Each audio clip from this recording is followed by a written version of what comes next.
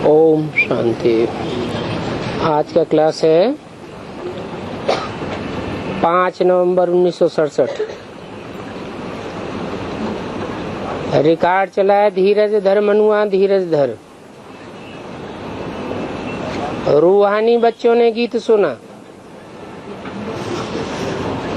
कि सुख के दिन आवेंगे और दुख के बादल हट जावेंगे। कैसे हटेंगे? सो बाप बैठ बच्चों को समझाते हैं।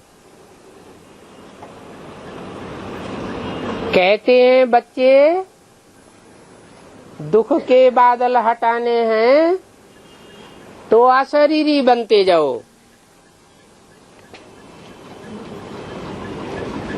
दुखों के पहाड़ गिरेंगे। अगर देह भान में होंगे, आत्माभिमान की शान में नहीं होंगे तो बहुत बहुत परेशान हो जाएंगे। इसलिए कहते हैं बच्चे अशरीरी बनते जाओ, बाप को याद करते रहो। शरीर को भूलने में ही टाइम लग जाता है।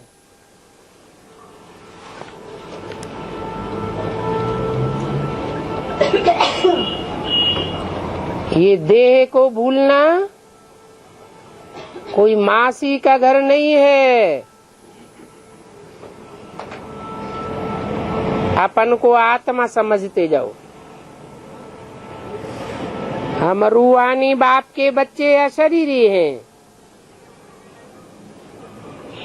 यही बाप का डायरेक्शन है कि बच्चे अशरीरी बनते जाओ तो तुम्हारे सब दुख दूर हो जाएंगे और तुम सतो प्रधान बन जाएंगे। सतो प्रधान आत्मा कभी भी दुख भोग नहीं सकती। तुम्हारी कर्मातीत अवस्था हो जाएगी। ये मेहनत की बात है। जो समझाते हैं वो भी ऐसे ऐसे अशरीरी बनने का पुरुषार्थ जरूर करते होंगे। उनको भी वाणी से परे जाना है तो जरूर ये अभ्यास करना आता होगा। फिर कोई आकर कहेंगे बाबा गुड मॉर्निंग, तो फिर इनको नीचे उतर करके गुड मॉर्निंग करना पड़ेगा, आवाज में आना पड़ेगा। यह तो पुरुषार्थ करते रहते हैं वाणी से परे होने का, क्योंकि इस पुरुषार्थ से ही पाप कटते जाएंगे। पाप कटते कटते आत्मा पावन बन जाएगी। इनको भी अभ्यास करना है ना। बाप श्रीमत देते हैं बच्चों, तो ये भी उसमें आ जाता है। इनको भी बाप कहते हैं। अशरीरी आए हो फिर अशरीरी होकर जाना है। अशरीरी बनने से ही पाप कटेंगे। इसको याद की यात्रा अथवा योगाग्नि कहा जाता है। मुख्य ये पुरुषार्थ है। अपन को आत्मा समझ बाप को याद करते रहो। सतो प्रधान बनने के लिए पुरुषार्थ तो करना पड़ेगा। जब सतो प्रधान बनेंगे तो अशरीरी बन जाएंगे। वाणी से परे रहने का पुरुषार्थ करते रहेंगे और इनको भी अभ्यास करना है। ये समझते हैं जैसे अशरीरी हो, बाप को मैं याद करूंगा, मुझे देख करके बच्चे भी ऐसे करने लग पड़ेंगे। बाप समझाते रहते हैं तुम्हारा कल्याण इसे एक बात में ही होना है कौन सी एक बात? अपन को अशरीरी आत्मा समझो। सुबह को सवेरे 3-4 बजे उठो, उठ करके स्नान आदि कर यही ख्यालात रखना चाहिए कि हम अशरीरी हैं और हम आत्मा अपने बाप को याद करते हैं। बाप को याद करने से विकर्म विनाश होंगे, कर्मातीत अवस्था होगी, फिर जरूर दुख के बादल हटते जाएंगे। बाप जो कहते हैं वो करना चाहिए ना। मैं आत्मा हूँ, शिव बाबा का बच्चा हूँ, वास्तव में मैं अशरीरी हूँ। फिर यहाँ पाठ बजाने के लिए ये शरीर लिया है, अभी चक्र पूरा किया, अभी हमको वापस जाना है। अपन को अशरीरी समझते आवाज से परे जाना है। अगर किसको गुड मॉर्निंग करना पड़े तो गोया आवाज में उतरना पड़े, नहीं तो शांति में बैठना पड़े। बाबा अपन को आत्मा समझ बाप की याद में बैठे रहते हैं, हम भी अशरीरी हो बाप की याद में बैठ जावे। फिर क्लास में भी टाइम पर आना है, यहाँ भी देहाभिमान छोड़ अपन को आत्मा समझ बैठना है। बाबा समझाते तो बहुत अच्छा है, सिर्फ कहना नहीं है, कथनी को फिर करनी में भी लाना है। बाप कहते हैं बच्चे भूल जाते हैं, तूफान तो बहुत आवेंगे, मन को बाहर के तूफानों से हटाए, अपन को आत्मा समझो। आत्मा समझने से बुद्धि भटकेगी नहीं, याद में ही मेहनत है। तो ये मेहनत करनी है, सिर्फ कहने की बात नहीं है। अगर कोई से दिल लगाई, फीमेल को देख क्रिमिनल आई गई, तो ये कोई अशरीरीपना नहीं है। अशरीरीपने में कब कोई की याद नहीं रहेगी। देह अभिमान में आने से ये आंखें धोखा देती हैं, फिर उनकी याद आती रहेगी। मंजिल बड़ी ऊंची है, ये बाबा समझाते भी हैं और अभ्यास भी करते रहते हैं। शिव बाबा को तो अभ्यास नहीं करना है, इस दादा को करना है। पहले पहले तो अपन को आत्मा समझना है। बाबा ने कहा है तुम अशरीरी हो, शरीर का भान तोड़ना है। बाबा खुद कहते हैं, बच्चों को भी सिखलावेंगे, ऐसे करो, ऐसे बैठो, थक जाओ तो फिर लेट जाओ। अशरीरी समझ बाप को याद करते रहो, ये पुरुषार्थ करो। तुम ऐसे पुरुषार्थ करते नहीं हो, सिर्फ कथनी है, करनी नहीं है। बाबा समझते हैं कथनी में बहुत आते हैं, कथनी और करनी एक जैसी होनी चाहिए। अभ्यास पड़ जाने से तुम घड़ी घड़ी अशरीरी हो जाएंगे। ये टेव पड़ने में टाइम लगता है, घड़ी घड़ी में समझो मैं आत्मा हूँ। बाकी बाप की याद में ही विघ्न पड़ते हैं, घड़ी घड़ी याद छूट जाएगी।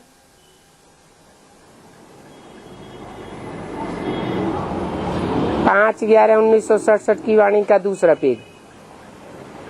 आज बाबा खास इस बात पर ध्यान दे रहे हैं, कर्मातीत अवस्था तो पिछाड़ी में ही होगी।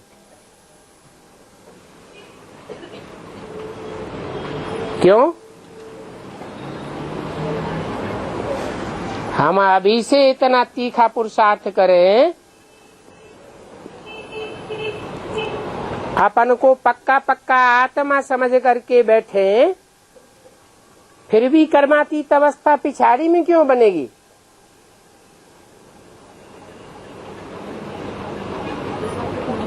क्योंकि पिछाड़ी में ही 63 जन्मों का हिसाब किताब सबका चुकतू होना है। जिनका बहुत पुरुषार्थ होगा वो पहले पहले कर्मातीत अवस्था को पाए सकेंगे। बहुत मेहनत करने से पिछाड़ी में कर्मातीत अवस्था होनी है, तो घड़ी घड़ी अभ्यास करते रहो। कर्मातीत अवस्था होगी तो ऊंच पद पाएंगे।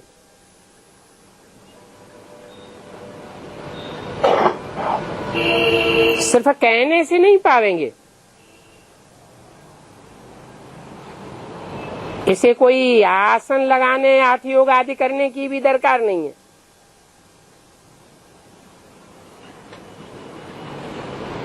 हम आत्मा शरीर ही है, पीछे शरीर में प्रवेश किया है, अभी हमको वापस जाना है। अभी हमको कोई दूसरे के शरीर में प्रवेश नहीं करना है।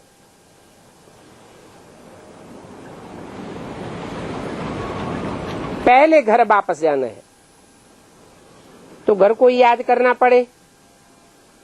बाबा समझाते तो हैं, परंतु यहाँ से बाहर निकलते ही भूल जाते हैं। बाबा जो कहते हैं वो करते नहीं है। देह अभिमान में आने से कर्मेंद्रियां बहुत धोखा देती रहेंगी।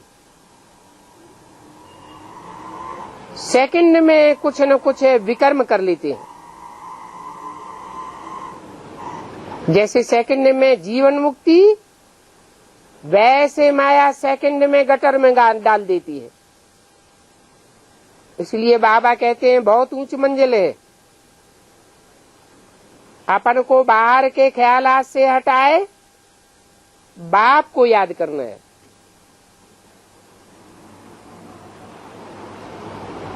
फिर गुड मॉर्निंग करने की आवाज नहीं निकलेगा।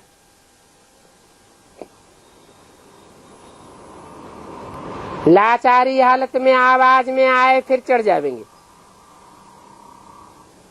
रिस्पॉन्ड करने के लिए तो नीचे आना पड़ता है, आवाज में आना पड़े। आवाज इस दुनिया की बातें है।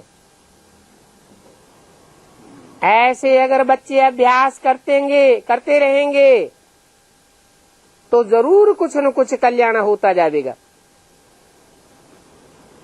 कर्मेंद्रियां वशीभूत होती जाएंगी। इसको ही कर्मातीत अवस्था कहा जाता है। बाकी शरीर निर्वाह के लिए कर्म तो करना पड़ता है। अगर बच्चों के पास पैसा बहुत है, कमाई करने की दरकार नहीं है, तो और ही सौभाग्यशाली, पद्मा पदम भाग्यशाली है। कहेंगे इन्होंने पूर्व जन्मों में ऐसे अच्छे कर्म किए जो इस जन्म में निर्बंधन बने हैं। तो देखना है, इस एक जन्म के लिए हमारे पास धन काफी है, तो अब हम कर्मातीत अवस्था में बैठ जावे। इस अवस्था में बैठे बैठे शरीर छूट जावे तो फिर अंत मते सो गति हो जाएगी। बाप को याद करते करते घर चले जाएंगे। अभी तो घर जाना है ना,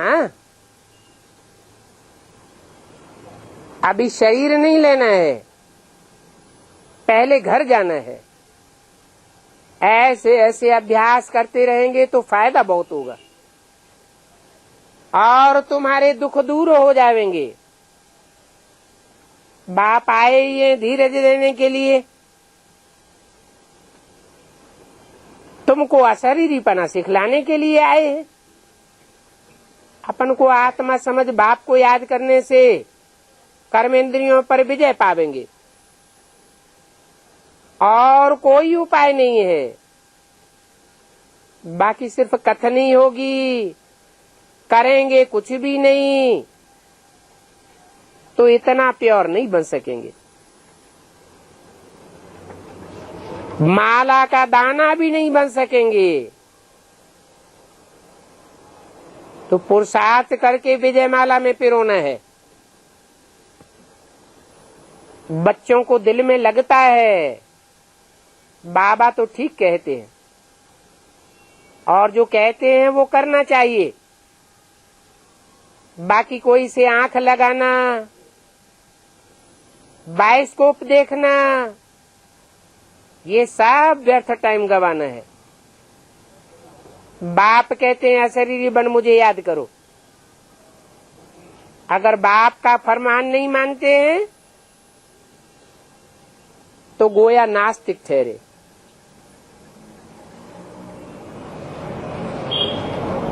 बाप रोज बच्चों को संभालते रहते हैं, आज थोड़ा जोर से समझाते हैं।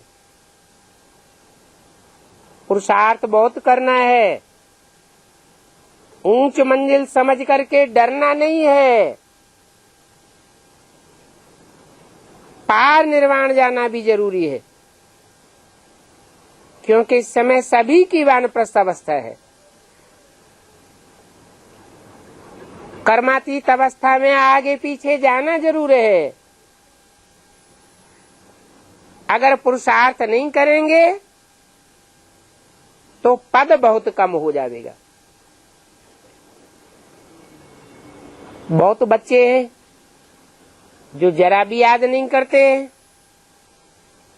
यथार्थ रीति अपन को आत्मा समझ बाप को याद करना है। शरीर का भान मिटता जाए, इसी पुरुषार्थ में मेहनत है। इतना सहज थोड़े ही डबल सिर ताज बनेंगे। कौन सा डबल ताज?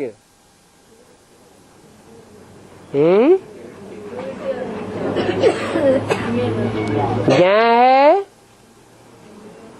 जिम्मेवारी का ताज, और वहां होगा स्थूल ताज। जितनी जितनी यज्ञ की जिम्मेवारी उठावेंगे, माना जितनी जास्ती ईश्वरीय सेवा करेंगे, उतना वहां बड़े ताजधारी राजा बनेंगे।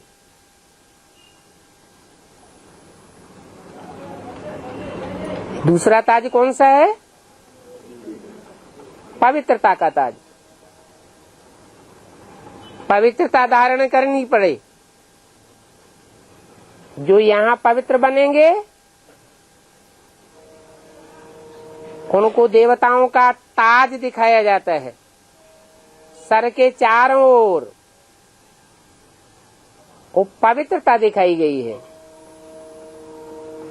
नर से नारायण बनने के लिए कर्मातीत अवस्था चाहिए,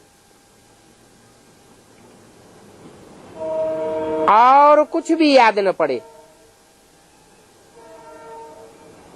सर्प का, भ्रमरी का दृष्टांत अभी का है। बाप ने समझाया है, वो सन्यासियों ने कॉपी किया है। वो कोई ब्राह्मण नहीं है। ब्राह्मण ब्राह्मणिया तो तुम हो, तो तुम्हारे लिए सर्प का दृष्टांत है। कैसे कैचुल त्यागता है कि तुम्हारी देह अभिमान की कैचुल है। वो सांप भी अपने जीवन में 3-4 बार कैचुल त्यागते हैं।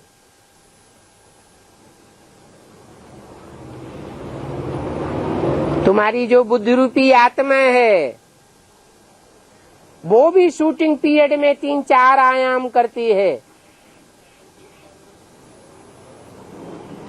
फिर प्रैक्टिकल में भी देहभान त्याग करके निरोगी कंचन काया बनाने में 3-4 आयाम है।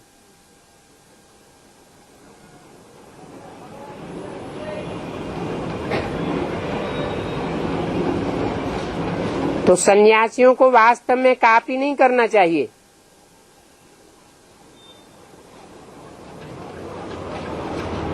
जो चोरी से दूसरों की बात को कॉपी करते हैं उनको सजा मिलती है।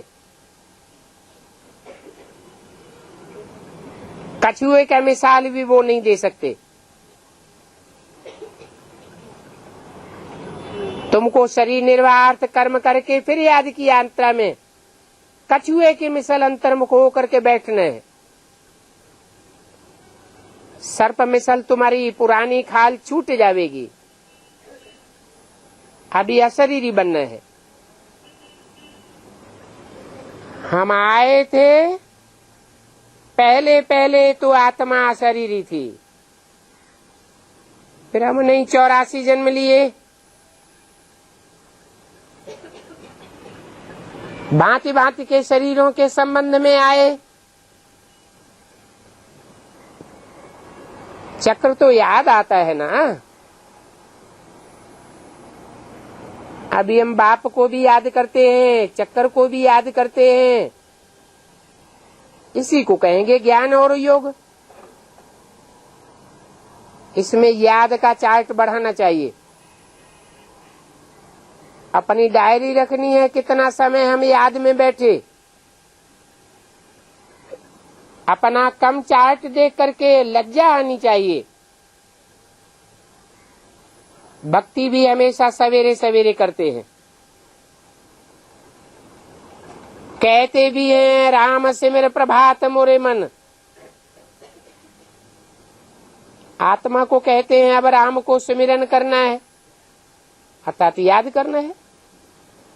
इससे ही विकर्म विनाश होंगे।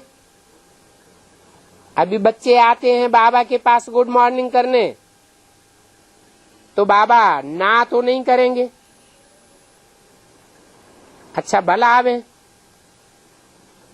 परंतु समझते हैं बाबा याद में बैठे हैं। बाबा को नीचे वाणी में आना पड़ेगा, फिर आत्मा समझ बैठ जाना पड़ेगा। कहेंगे गुड मॉर्निंग,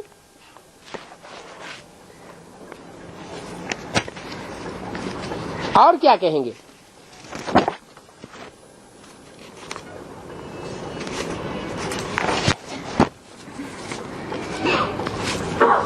भले गुड मॉर्निंग करके जावे। 5/11/67 की वाणी का 3रा पेज। वास्तव में गुड मॉर्निंग भी क्या करना है। क्यों न अपन को आत्मा समझे और सामने वाली आत्मा को आत्मा के रूप में देख करके बैठ जावे। बच्चे भी याद में बैठ जावे तो और ही मदद मिलेगी। इससे क्या साबित हुआ?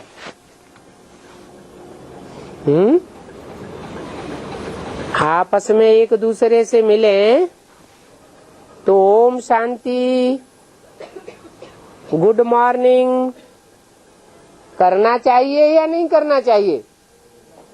है? नहीं करना चाहिए। फिर क्या करना चाहिए? अपन को आत्मा समझे, गुड मॉर्निंग करने वाले को भी आत्मिक रूप में देख करके शांत ही रहना चाहिए।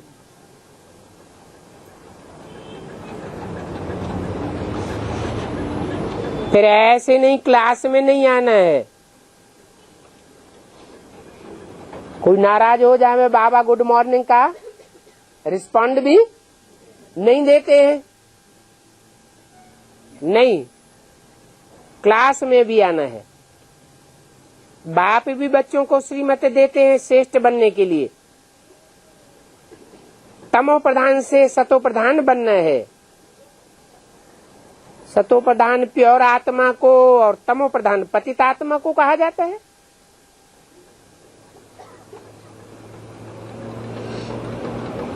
अगर गुड मॉर्निंग का जवाब वाणी से नहीं मिलता है, इशारे से मिल जाता है और कोई नाराज हो जाता है कि वाणी से हमको जवाब नहीं दिया, तो तमो प्रधान आत्मा कहेंगे या सतो प्रधान कहेंगे?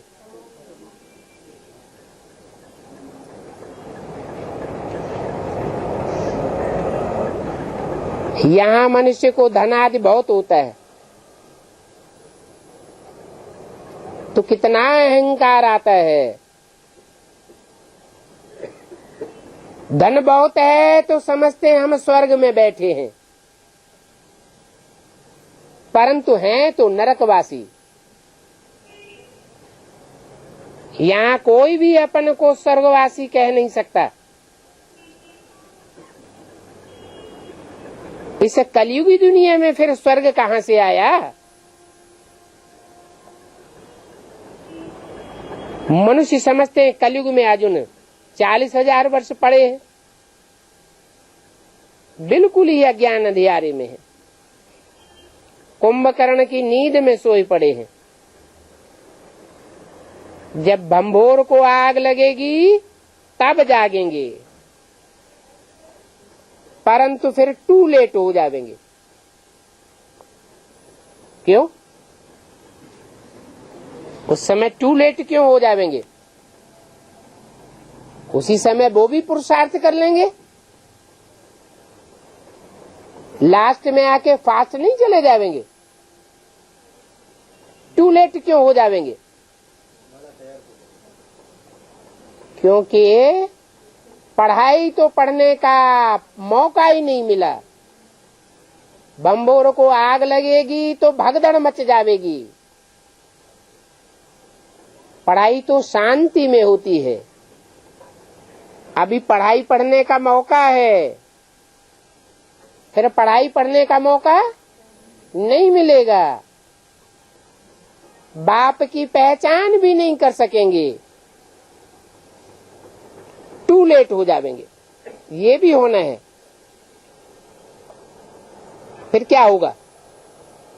देरी से जागेंगे और विनाश को पाए लेंगे।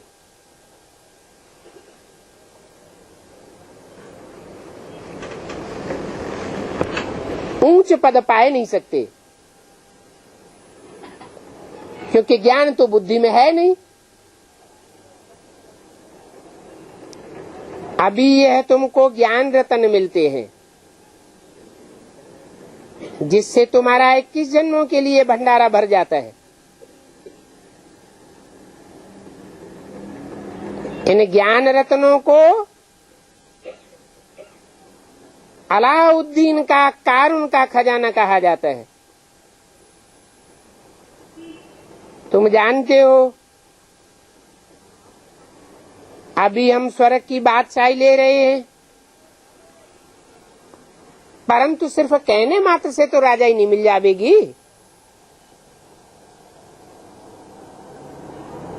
मेहनत करनी पड़े।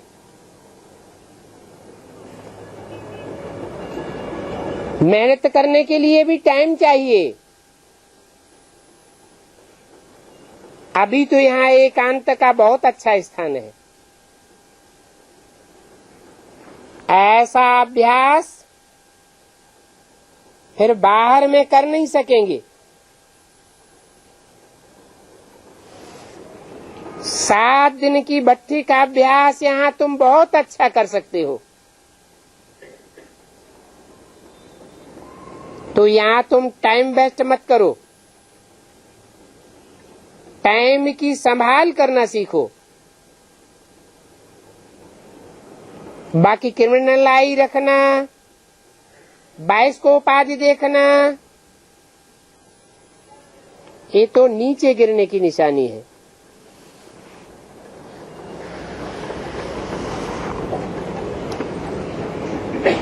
बाइस्कोप देखने वालों की चढ़ती कला तो हो नहीं सकती।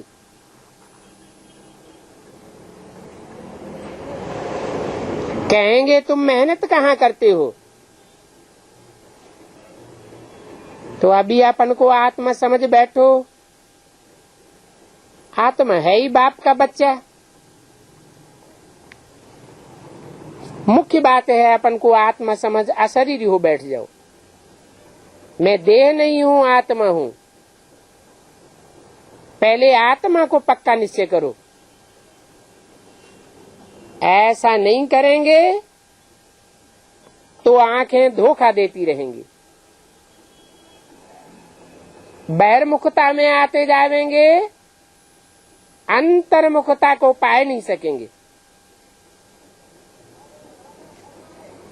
कहाँ भी रहो ये अंतर्मुखता का अभ्यास कर सकते हो। ऐसे भी नहीं है कि यहाँ रहने से ही अभ्यास होगा। यहाँ तो 7 रोज की भट्टी में आकर के ये सीखना है, और उस भट्टी की जो ऊंची स्टेज है उसको सदा याद रखना है। बाप अभी भी सिखाए रहे हैं, यूं तो रोज समझाते रहते हैं, फिर आज जोर से समझाते हैं, बच्चे अपन पर रहम करो। जब तुम पवित्र थे तो तुम्हारे में कितनी शक्ति थी। आत्मा पवित्र थी,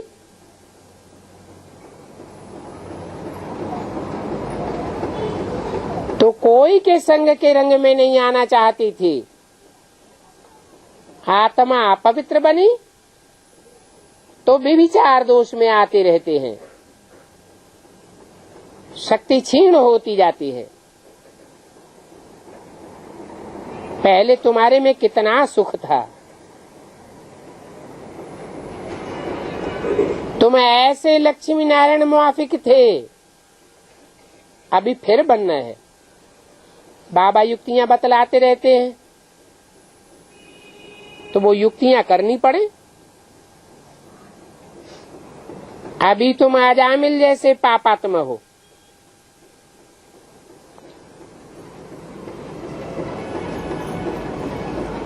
सब अजामिल हैं।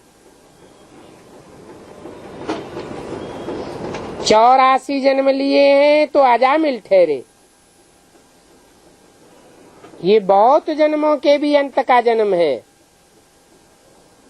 अभी भक्ति पूरी की है, पाप भी पूरे किए हैं। ऐसे नहीं भक्ति करने से पाप कटते हैं, कुछ भी नहीं। ये अभ्यास तो बाप के सिवाय कोई सिखला ही नहीं सकता। भक्ति करते करते नीचे ही उतरते आए हैं। नीचे उतरते हैं तो तय एकदम पट्ट में आकर के गिरे हैं। जिसने भक्ति की वो अजामिल बन पड़े। अजामिल कोई दूसरा नहीं होता है, तुम सबसे जास्ती अजामिल हो।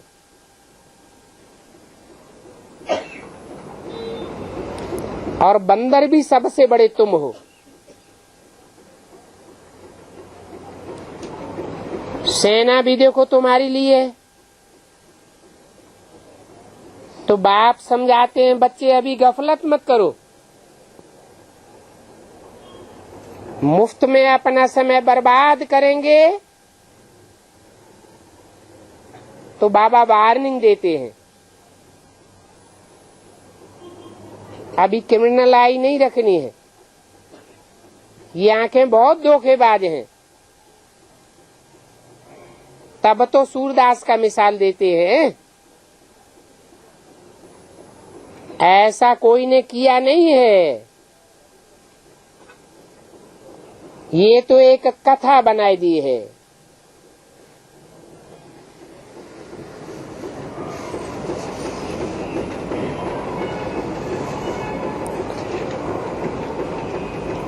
नाम है, बाकी ऐसे कौन बैठे अपनी आंखें निकालेंगे। ये सब भक्ति मार्ग के गपोड़े हैं। रामायण भागवत आदि ये जो भी है वे सब भक्ति मार्ग के शास्त्र हैं और सब गिरने गिराने के हैं। एक गीता ही है जिससे तुम ऊपर चढ़ते हो, परंतु उस गीता को भी खंडन कर दिया है। कहाँ शिव बाबा जो पतित पावन, और कहाँ श्री कृष्ण जो पूरे 84 जन्म लेने वाला मनुष्य।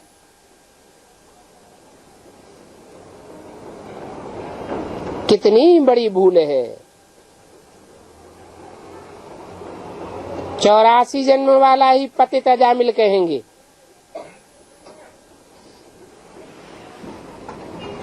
बाबा बच्चों को समझाते रहते हैं अभी अशरीरी बनो, कर्मातीत हो जाओ तो जन्म मरण के चक्र से छूट जाएंगे।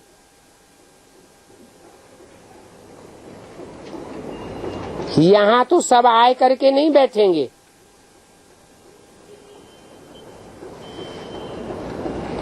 फिर तो बहुत मकान आदि बनाने पड़े।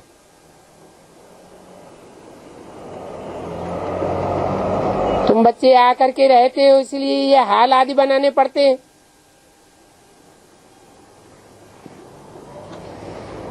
बुद्धि में चलता है ये बनाना है, फिर भी याद की यात्रा में जरूर रहना है। रात का अभ्यास बढ़ाओ। अमृत बेला 2 बजे को कहा जाता है। भक्त लोग भी रात को 2 बजे उठते हैं। अभी तो बाप कहते हैं मामे कम याद करो तो विकर्म विनाश हो जाए। अपन को आत्मा समझो,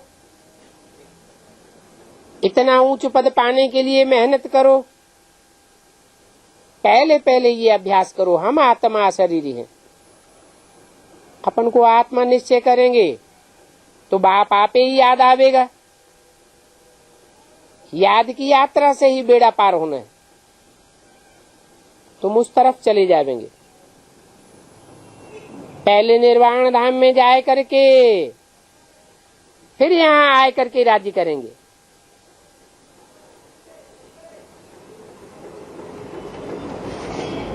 पहले राजाई का मालिक बनने के लिए अशरीरी होने का अभ्यास करो।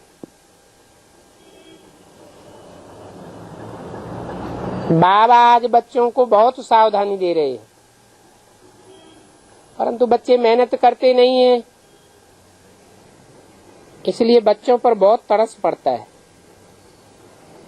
ये बच्चे ऊंच पद कैसे पा सकेंगे? अच्छा, ओम शांति।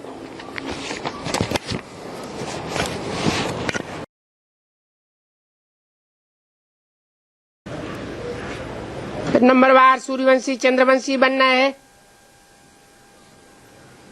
जो नापास होते हैं वो चंद्रवंशी बन जाते हैं। किस बात में नापास होते हैं?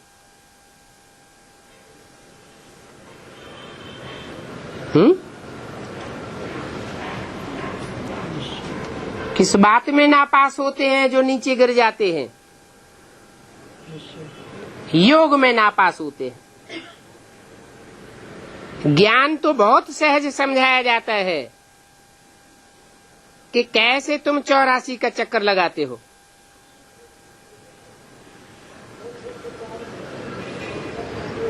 वो भक्त लोग तो 84 लाख योनियों में भ्रमण करना बताए देते हैं।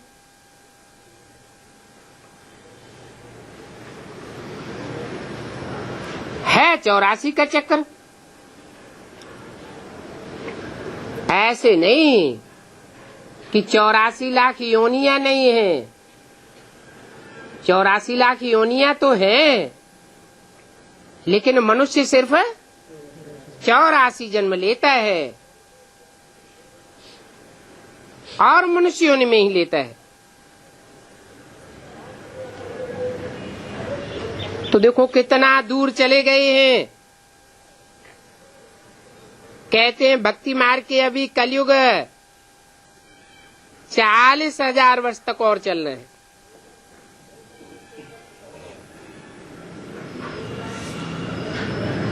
यहाँ पर तो तुम कहते हो क्या बांध तो हुआ पड़ा है, वो सब है मनुष्यों की मत, और तुमको मिल रही है ईश्वरीय मत। वो मनुष्य समझते हैं कि भगवान हर युग में आते हैं, बार बार आते हैं, 24 अवतार लेते हैं।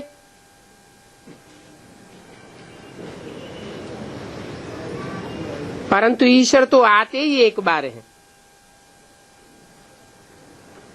तो उनकी मत भी एक ही बार मिलेगी ना। एक ही देवी देवता धर्म था, जरूर उन देवताओं को देवी देवता बनने से पहले ईश्वरीय मत मिली थी।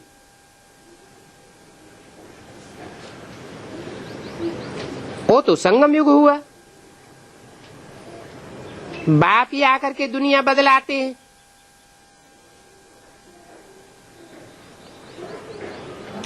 अभी तुम बदल रहे हो,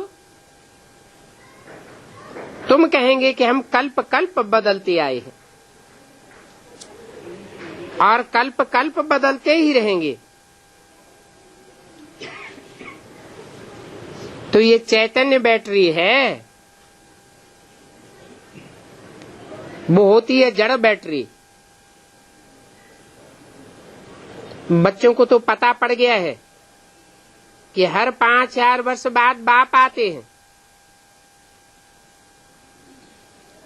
आकर के हमको श्रेष्ठ से श्रेष्ठ मत भी देते हैं। जरूर ऊंचते ऊंच भगवान बाप की ऊंचते ऊंच मत मिलती है, जिस मत से तुम ऊंचते ऊंच पद पाते हो। तो तुम्हारे पास जब भी कोई आते हैं तो तुम बोलो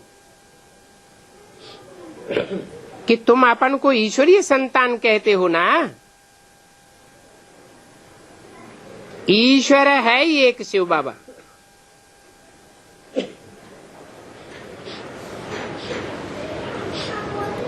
ईश माना शासन करने वाला, वर माना श्रेष्ठ। वो श्रेष्ठ से श्रेष्ठ शासन करने वाला है।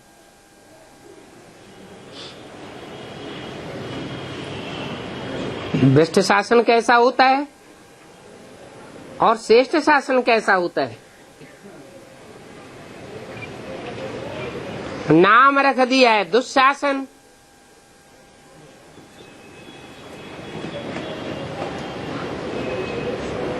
दुष्ट शासन किया होगा तो नाम पड़ गया दुशासन। जोर जबरदस्ती का शासन, बाहुबल का शासन। बाहुबल में वाचा भी आ जाती है। वाचा से किसी को उल्टा सूल्टा बरगलाया जाता है, उसको भी बाहुबल कहेंगे। वो कोई योग बल नहीं है।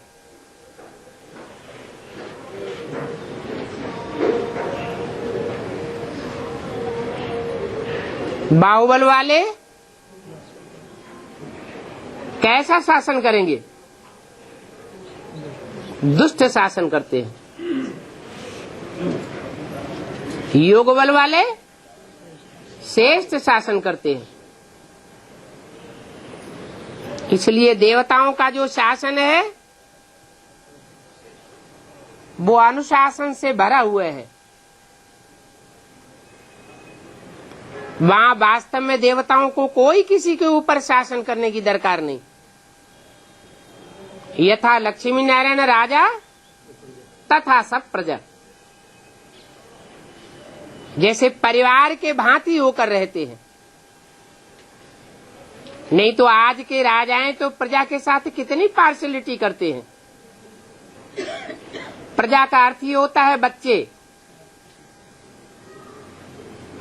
अपने बच्चों के लिए महलमानियां बनाकर छोड़ जाते हैं, और प्रजा कहते हैं आधे में जाम और आधा में रैयत। आधा में उनके देह के संबंधी, देह से पैदा होने वाले बाल बच्चे, अर्थात उनकी दैहिक प्रजा पलती है, और आधे में सिर्फ कहे जाने वाली मात्र प्रजा कही जाती है, वो पलती है। तो कितने देहवानी हो गए। इसलिए बाप का नाम ईश्वर गाया हुआ है। श्रेष्ठ ते श्रेष्ठ शासन करता है। ऐसे नहीं कि मुसलमानों की तरह तलवार उठाई और बदलो धर्म, तो जबरदस्ती धर्म चेंज करवाता है, या क्रिश्चियंस की तरह लालच दिखा करके बरगलावे में ला करके धर्म कन्वर्ट कराता है। नहीं, सीधी सीधी ज्ञान की बातें बताता है। ऐसा करेंगे तो ऐसी प्राप्ति होगी, वैसा करेंगे तो वैसी प्राप्ति होगी। कर्म अकर्म विकर्म की गति समझाता है। तो ईश्वर कहा जाता है। उसकी याद में शिव जयंती भी मनाते हैं, जिससे साबित होता है कि एक बाप की ही शिव जयंती है, एक बाप ही कल्याणकारी है, बाकी की जयंती सब अकल्याणकारी है। कोई कल्याण करने वाला नहीं है। वो है भी सदगति दाता, उनकी ही ऊंची ते ऊंची मत मिलती है, परंतु उनका अपना शरीर तो है नहीं।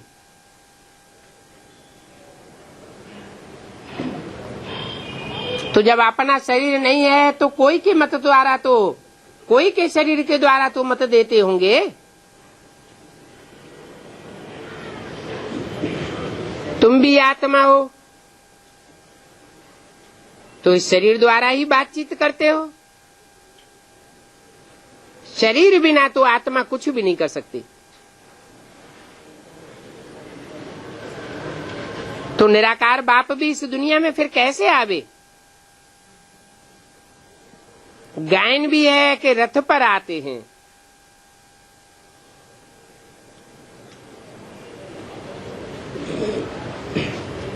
तो उन्होंने फिर रथ दिखाई दिया है कि अर्जुन का रथ लिया, घोड़ों की गाड़ी ली। अब घोड़े क्या हैं, रथ क्या है, लगाम क्या है, सो कुछ समझते नहीं है। ये इंद्रियां ही घोड़े हैं, ये मन बुद्धि रूपी लगाम है, ये शरीर रूपी रथ है, जिस रथ पर बाप सवार होकर के आते हैं। वो रथ अभी यादव, कौरव और पांडवों की सेना के बीच खड़ा हुआ है। तो देखो कोई ने क्या और कोई ने क्या क्या बातें बैठ बनाई है।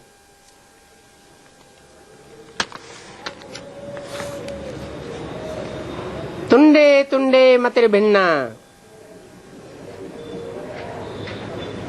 20/9/67 की वाणी का 3रा पेज।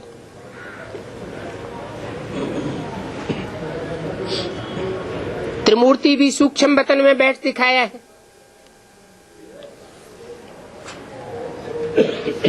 अभी बाप हमको समझाते हैं सूक्ष्म वतन में तो कुछ भी नहीं होता।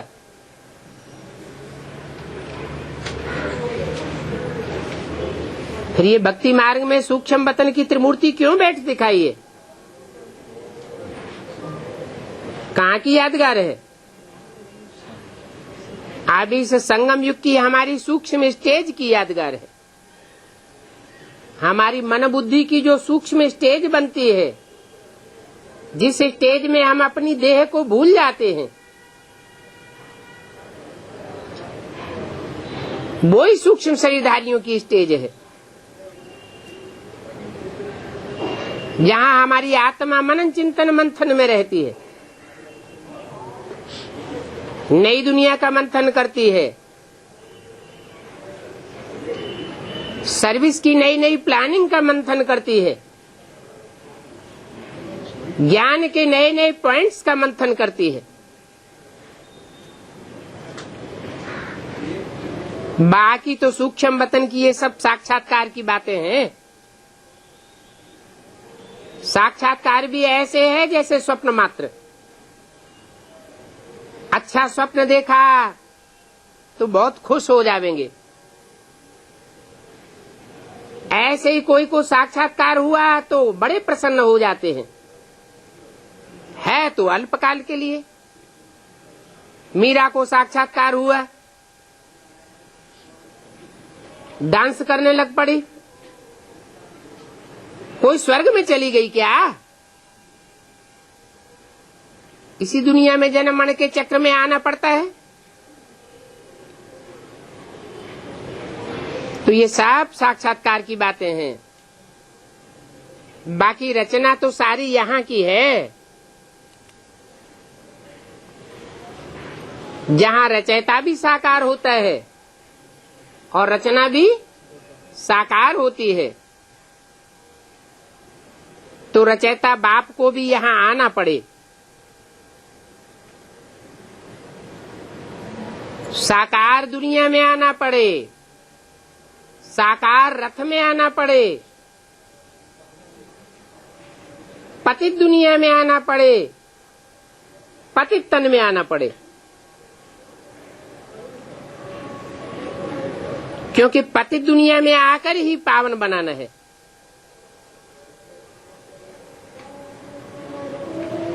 आते किस लिए हैं? सिर्फ ज्ञान सुनाने के लिए आते हैं क्या? हैं? उन भक्तों ने तो क्या समझ लिया कि भगवान कृष्ण के वेश में आया द्वापर के अंत में और ज्ञान सुना के लड़ाई करा के चला गया और दुनिया पतित की पतित कलयुग बनी रही। ऐसे ही ब्राह्मणों की बेसिक दुनिया में क्या समझते हैं? भगवान ब्रह्मा के तन में आया, आकर के ज्ञान सुनाकर चला गया और दुनिया पतित की पतित ही बनती रही। अब ऐसे तो है नहीं। बाप का तो मुख्य काम ही है पतितों को पावन बनाना। पतित दुनिया को पावन बना करके जाते हैं। ऐसे नहीं कि जैसे और धर्म पिताएं आते हैं, ज्ञान सुनाकर चले जाते हैं, दुनिया गंधे में जाती रहती है। ऐसे ही ब्रह्मा के तन में आते हैं, ज्ञान सुनाकर चले जाते हैं,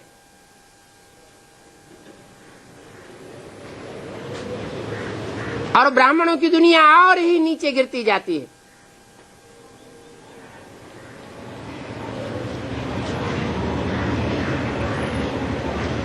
तो बाप कहते हैं मैं तो पावन बनाने के लिए आता हूं। ज्ञान सुनाना मेरा मकसद नहीं है। मकसद क्या है? पतितों को पावन बनाना। और यहाँ बच्चों को डायरेक्ट पावन बनाए रहे हैं। डायरेक्ट माना है जैसे भक्ति मार्ग में दान पुण्य लेते हैं तो डायरेक्ट ईश्वरार्थ करते हैं या गुरुओं के थ्रू करते हैं? गुरुओं के थ्रू करते हैं तो उसे इनडायरेक्ट दान कहा जाता है। एक जन्म की प्राप्ति होती है। ऐसे ही यहाँ तो मैं बच्चों को डायरेक्ट आकर के पावन बनाता हूँ। क्यों कहा डायरेक्ट पावन बनाता हूँ? ऐसा न हो कि भक्ति मार्ग में जैसे बच्चे गुरुओं में फंस गए, भांति भांति के गुरुओं में, और नीचे गिरते चले गए।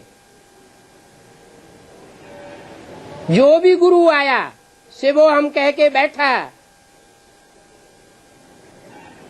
और बुद्धि में बैठ गया कि हाँ यही भगवान है, तो दुनिया तो नीचे गिरनी ही थी। अनेकों की मत से नीचे गिरते हैं, एक की मत से ऊपर उठते हैं। इसलिए बताया कि यहाँ तो मैं बच्चों को डायरेक्ट पावन बनाने आया हूँ। समझते भी हैं क्या कि बाप अभी डायरेक्ट आया हुआ है, फिर भी ज्ञान बुद्धि में बैठता नहीं है।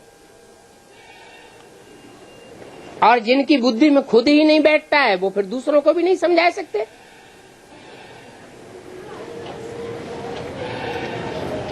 श्रीमत को उठाते ही नहीं है, तो न उठाने वाले श्रेष्ठ ते श्रेष्ठ बन ही नहीं सकते। जरूर कम जन्म लेने वाले हैं। जो नहीं समझते हैं वो फिर क्या पद पावेंगे।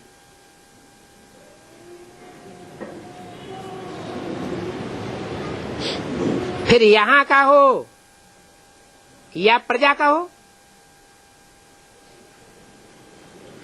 जितना सर्विस करेंगे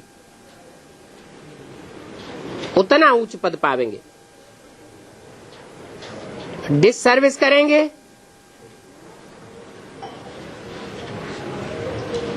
तो वैसा पद पावेंगे। बाप ने कहा है हड्डी हड्डी सर्विस में देना है, ऑल राउंड सर्विस करनी है। बाप की सर्विस में हम हड्डी भी देने के लिए तैयार हैं। बहुत बच्चियां तो तड़पती रहती हैं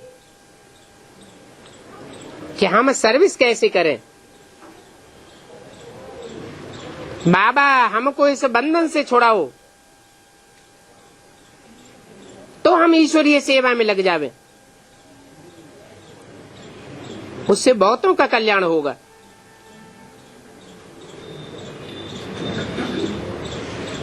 सारी दुनिया तो जिस्मानी सेवा करती है,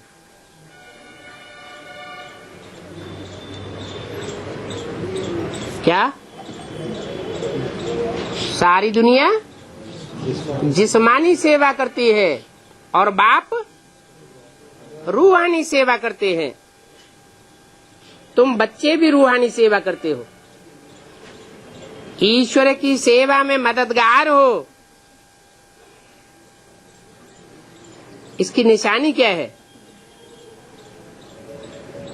रूहानी सेवा और जिस्मानी सेवा,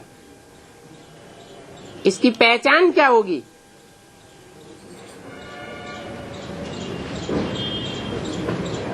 रूहानी सेवा से चढ़ती कला और जिस्मानी सेवा से उतरती कला। रूहानी सेवा करने वाला होगा तो खुशनुमा चेहरा बना रहेगा, चेहरे से रूहानियत टपकेगी, हल्कापन महसूस होगा, नहीं तो भारी पड़ जाएगा। दिल और दिमाग दोनों भारी पड़ जाएंगे।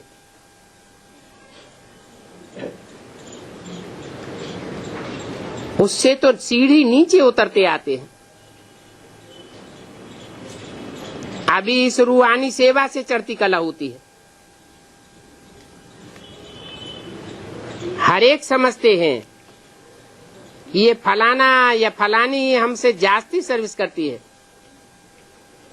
सर्विसेबल अच्छी बच्चियां हैं तो सेंटर भी संभाल सकती है, क्लास में नंबरवार बैठते हैं।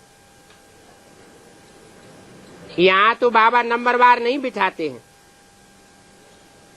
अगर नंबरवार बिठाए देवे तो फंक हो जाएंगे।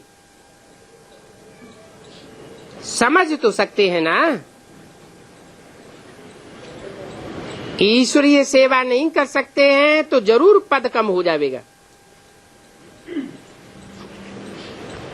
पद तो नंबरवार बहुत है ना, परंतु वो है सुखधाम और ये है दुखधाम। वहां बीमारी आदि कोई होती नहीं है, तो बुद्धि से काम लेना पड़ता है। समझना चाहिए हम तो बहुत नीच पद पावेंगे। बुद्धि चलनी चाहिए, क्योंकि सर्विस तो कर नहीं सकते हैं। जो सर्विस नहीं कर सकते हैं जरूर डिसर्विस ही करते होंगे।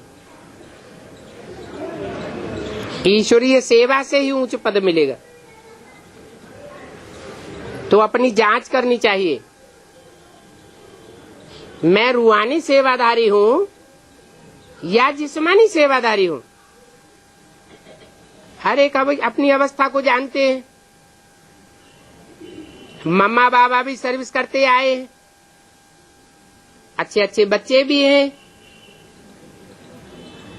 बल नौकरी धंधे में है, उनको कहा जाता है हाफ पेपर जाकर के सर्विस करो, हर्जा नहीं। जो बाबा के दिल पर होंगे वो ही ताउसी तख्त पर बैठेंगे, नंबरवार दिल पर चढ़ते हैं। ऐसे ही विजयमाला में आ जाते हैं, अर्पण भी होते हैं, सर्विस भी करते हैं। कोई तो ऐसे हैं भल अर्पण होते हैं, सर्विस करते नहीं।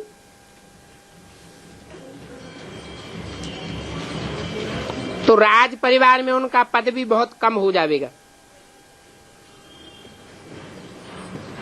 ये श्रीमत से राजधानी स्थापन हो रही है, ऐसा कब सुना नहीं होगा कि कोई राजधानी स्थापन करने के लिए श्रीमत देता हो, अथवा पढ़ाई से राजधानी स्थापन होती है। कभी सुना क्या, देखा? हाँ, ये सुना है कि दान पुण्य करने से राजा के घर में जन्म लेते हैं। बाकी पढ़ाई से राजाई पद पाए ऐसा तो कब सुना नहीं होगा, किसको भी पता नहीं है। तुम बच्चे तो पत्थर बुद्धि मनुष्यों को बैठ सुनाते हो।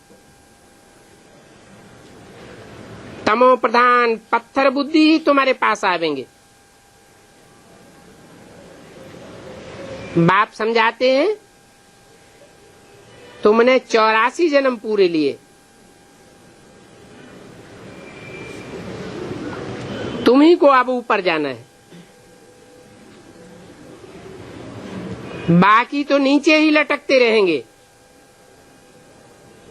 है तो बहुत इजी, तुम कलप कलप समझते हो नंबरवार पुरुषार्थ अनुसार, और बाप याद प्यार भी नंबरवार पुरुषार्थ अनुसार देते हैं। बाप बहुत याद प्यार किनको देंगे?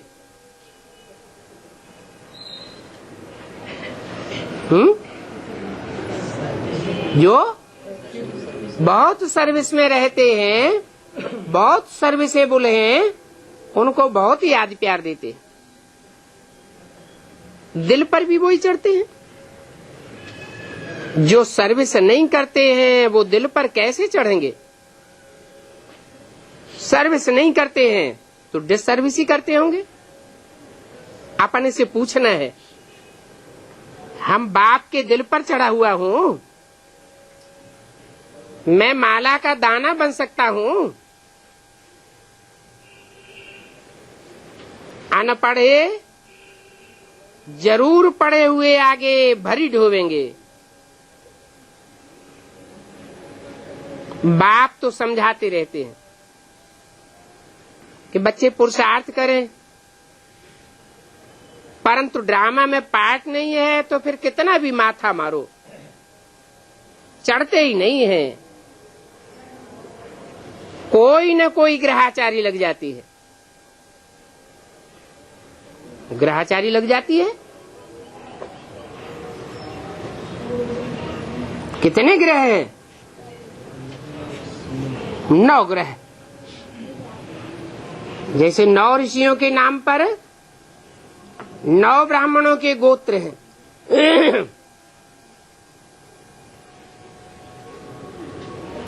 ऐसे ही 9 ग्रह हैं जिनकी यादगार में 9 रत्न भी बनाते हैं। श्रेष्ठ थे श्रेष्ठ रत्न कौन सा है? हीरा। तो कोई तो हीरो पाटधारी के कुल के हैं, उसको कहते हैं बृहस्पति की दशा। बृहस्पति बड़े से बड़ा पति, पतियों का पति, उसकी दशा बहुत ऊंची है। बाकी फिर है नंबरवार, उनमें भी निष्कष्ट भी हैं। तो कहते हैं राहु की दशा, शनिचर की दशा, ऐसों की चक्करी में आ जाते हैं तो हालत खराब हो जाती है। देह अभिमान आने से ही फिर सब विकार आते हैं। तो मुख्य कड़ी बीमारी है देह अभिमान की। और सतयुग में तो देह अभिमान का नाम निशान नहीं होता है।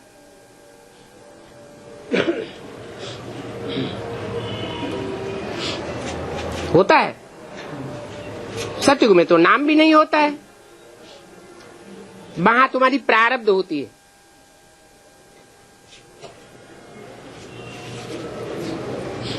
यहाँ तुम पुरुषार्थ करते हो,